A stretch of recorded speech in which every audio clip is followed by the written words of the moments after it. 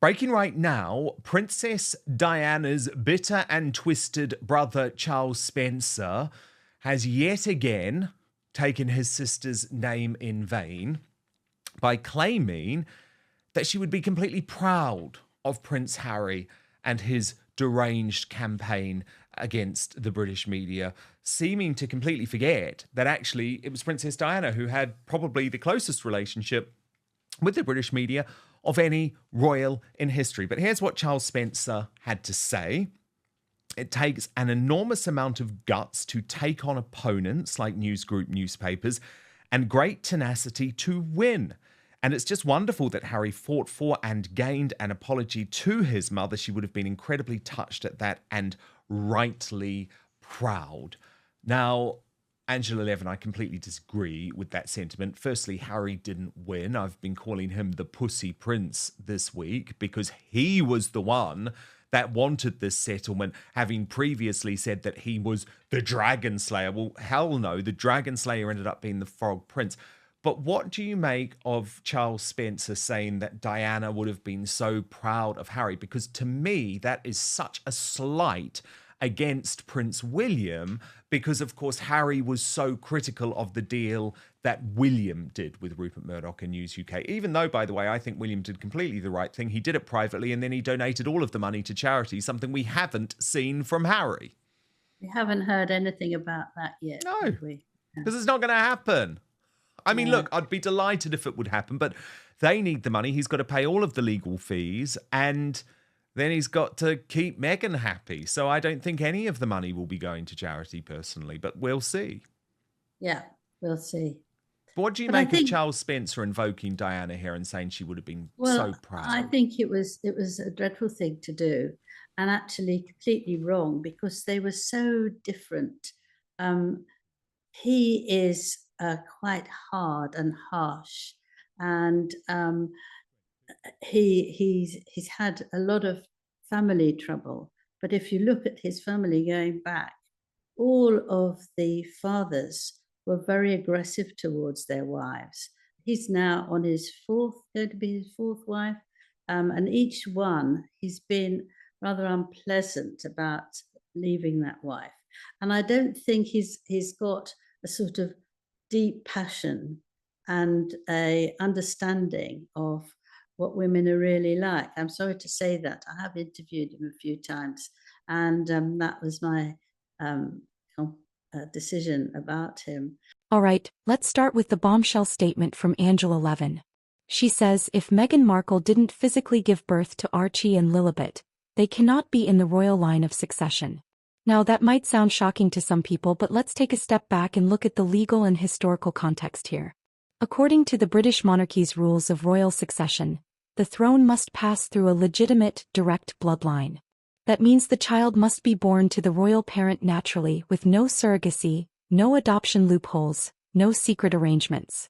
So if, and I emphasize if, there is any truth to the rumors that Meghan may have used a surrogate, it could mean that Archie and Lilibet are not legally in the line of succession.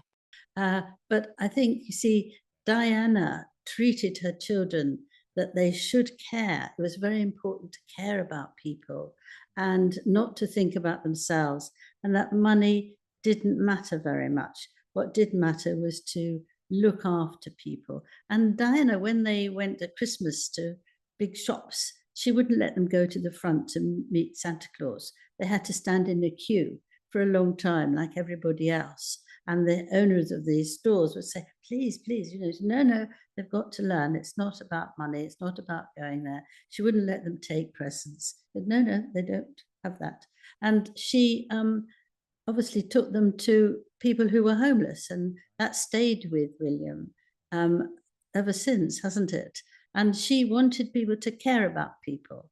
And I think that's what she was important for her, not having loads of money. And the whole point is that Harry's got massive, he's used to having loads and loads of money. And so it's not a great win for him. And Meghan, who hasn't been brought up with loads and loads of money, but has had it once she's got Harry, that's very important to her. The more she has, the better she feels about it. But for Harry, it doesn't mean very much, because in the end he could go and ask his father desperately that he needs it. So he knows there's always something there for him. And I think that Diana's brother is completely wrong about his approach. I think he's very unhappy and doesn't feel that he wants that money really, but he has to take it because he's got no option. But the problem is that I think he wants to be a superstar himself to come near to Meghan, which will be jolly difficult. And he thought that if he could help the people, he said it a lot about the 39 people who are still, around, really. They've been paid, but he feels that he's got to protect them and he's got to look after them. And that's why he's got to get a lot of money to make sure that they're all right.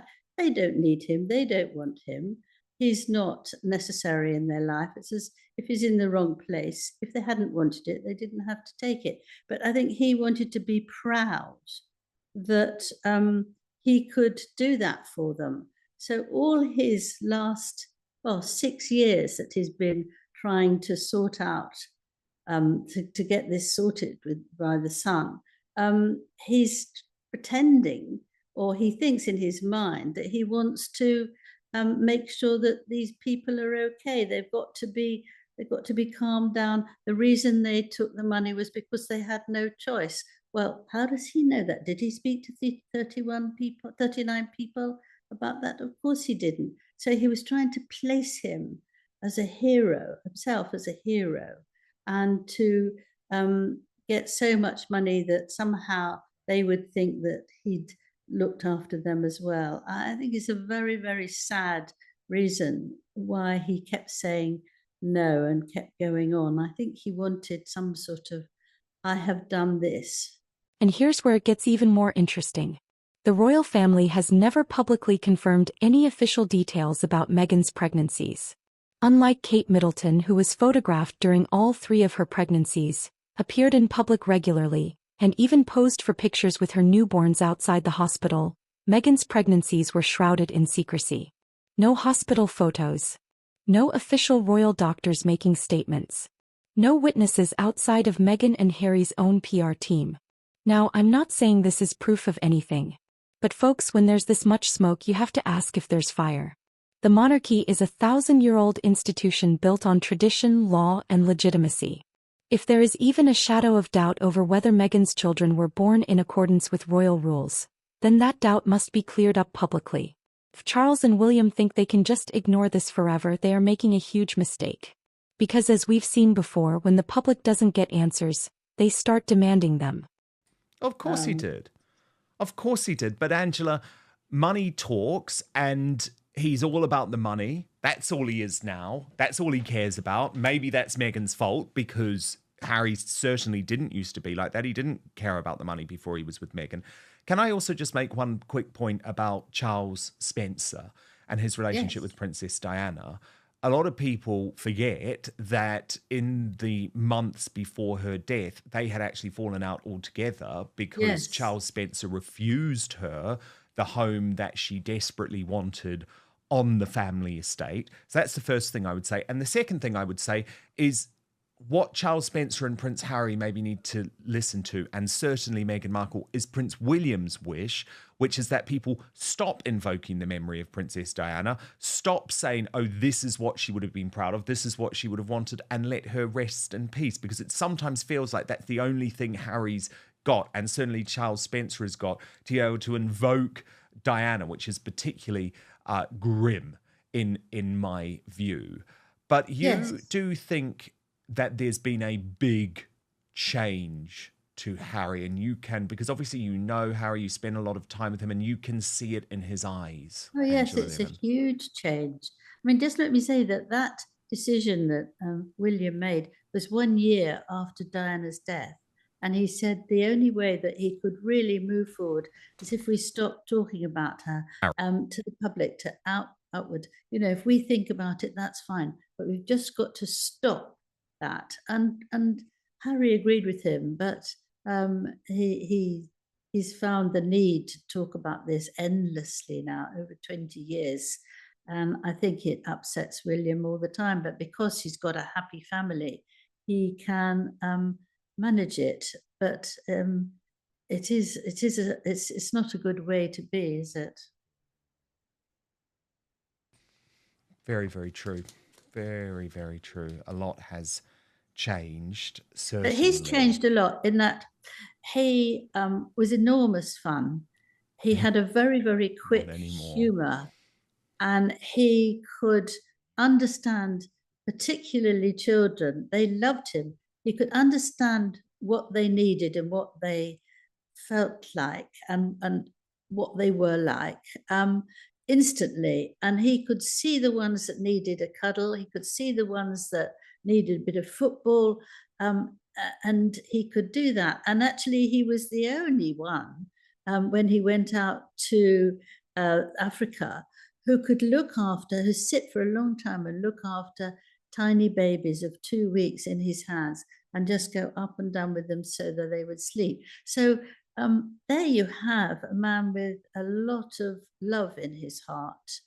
And I think that now he's hardened because he hasn't got what he wanted, and he feels that he's been treated very badly by his family, as we all know. But the thing about that is that go away. If you don't like your family, you can't keep on going back. Now, if this story wasn't messy enough, let's bring Princess Diana's brother, Charles Spencer, into the conversation. Spencer recently came out and said Diana would be proud of Harry's war against the British media. Let's not forget that Diana had one of the closest relationships with the media of any royal in history. She knew how to use the press to her advantage. He played the game. But now, Charles Spencer is acting like Harry's self-destructive behavior. Suing the press, making Netflix documentaries and writing tell-all books is something his mother would be proud of? I don't buy it. And more importantly, this is a direct slap in the face to Prince William. Remember, William handled his own media lawsuit quietly. He took the settlement, donated it to charity and moved on. Meanwhile, Harry cashed out, took the money and ran to Oprah to cry about how unfair life is. Tell me, folks, who do you think Diana would really be proud of? And one of the reasons why the king won't see him is because he will come in and shout and say, you know, you've got to apologize to Meghan, you've got to apologize for me, you know, it's been terrible. Well, you know, maybe they're not going to change, and you just fall out with your parents and you go off and you live, you know, by the sea with loads of bedrooms and bathrooms, and you just get on with your own family. I mean, people can do that. It's not exactly the best way to live, but if that's what you want to do, then don't go on and on and on and on and not move. And I think he should know, and all the people that he's gone to for therapy, I don't understand why they haven't helped him. My only answer to myself is that if you really don't want it in the depths of your heart, it's never going to work. You have to really want to move on, and he doesn't want to. And I think it's a shame that he's living in the past. He's absolutely living in the past. And unfortunately, I see the rest of his life actually turning out that way, where he's always going to be wondering what if and not moving forward, because he's the one that took away his own purpose in life. Angela Levin is right on the money. The monarchy is more unstable now than ever. If Charles and William don't take control of the narrative, if they don't set the record straight on Archie and Lilibet's place in the monarchy, then this issue is going to haunt them forever. And let me be clear, I support the monarchy. But the monarchy needs to act like the monarchy. That means clearing up questions, enforcing rules, and protecting the institution above all else. Will King Charles and Prince William finally address the questions about Meghan's children, or will they keep ignoring them until it becomes a full-blown crisis? And what about Prince Harry's ongoing war against the press? Is Charles Spencer right, or is he rewriting history to fit Harry's victim narrative? Let me know what you think in the comments. Should Buckingham Palace issue a public statement about Archie and Lilibet? Should Harry and Meghan's royal titles be revoked? And as always, don't forget to like, subscribe, and share this video.